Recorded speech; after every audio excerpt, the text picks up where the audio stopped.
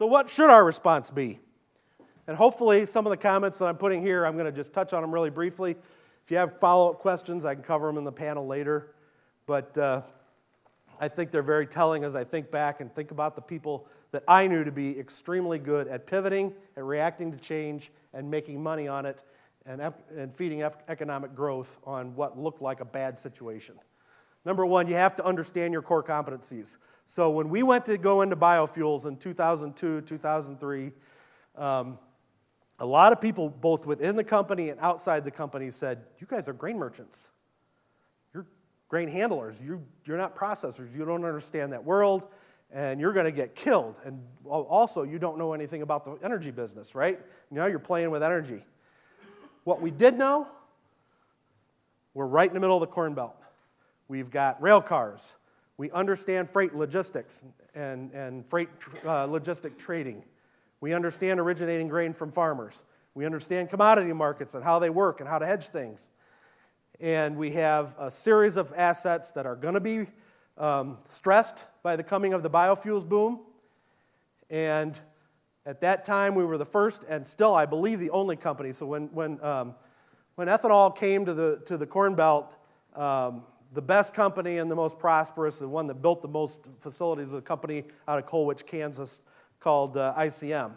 Their model was to just go into a green field next to a railroad track and build an ethanol plant. We went to them and we said, people, we have all these terminal elevators. They've got railroad sidings, they've got offices, they've got gas lines, they've got heavy electricity.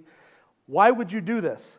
Let's reconfigure these terminal elevators and rebuild that. But you have to understand your core competencies, and that'll lead also to the asset comment I'm going to make in a second.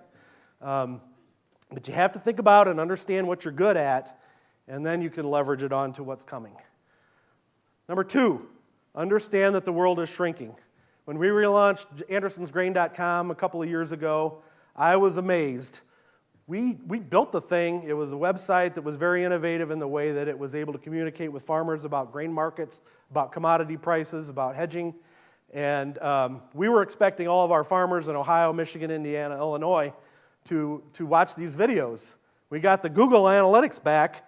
Farmers in Wyoming, Colorado, Idaho, Montana, we're all watching our videos. Understand the world is shrinking and technology is causing it to shrink. That's what FBN is betting on, and that's what we were able to leverage a lot and pick up farmer and customers for our specialty grains business we would have never thought about because we had that technology. Understand the polar future, big versus small. The world right now, at least from my eyes and working at the Andersons as I did, does not fit well with medium-sized companies, right? You either are going to get big and figure out how to get big to compete with, in their case, the EDMs, the Cargills of the world, or you got to get small enough to keep your costs down and able to thrive until you can build up the kind of revenues you need to grow. Inventory your assets. That's my comment about the ethanol boom and when it came. We had to stand back and we had to say, okay, what do we have? What do we have access to? What can we use it for? How configurable is it? Can we use it for other things? And when Mark talked about the state of Wyoming, you guys have a lot of assets to inventory. Decommoditize. So when I got in the grain business in 1995, I was right out of an MBA program in Indiana.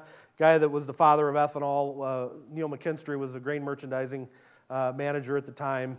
And he said, and we were talking about farmer margins on growing row crops. And of course, as I got to working in it, and I grew up on a farm, so I knew this, prices in that time, in the mid-'90s were not very good. And he said, David, you have to understand that over time, commodity margins go to zero. By definition, the textbook definition is commodity margins go to zero. I'm like, whoa, I made a mistake getting in this business, right, Christine?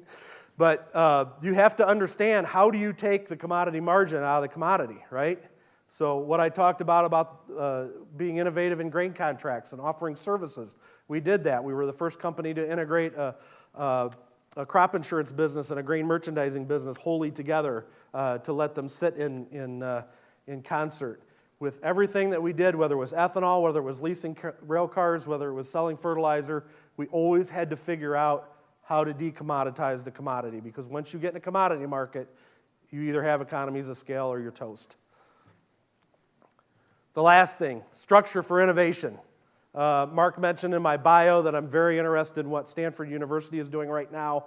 The research is relatively new, but they are certainly understanding and beginning to teach and do the research on the idea that whether you're an organization, a government group, a political organization, a university, or a commercial enterprise, you can do specific things with your structure, the way you bring people together, the way you incent people, the way you organize, the way you motivate people, that can certainly bring innovation to its optimal in a way that nobody thought about before. Everybody looks at Apple and Disney and companies like that, and a lot of people think, well, they just hire really smart or creative people. Yes, they do that, but they also put structures in place that help optimize that happening, because everybody is trying to innovate right now.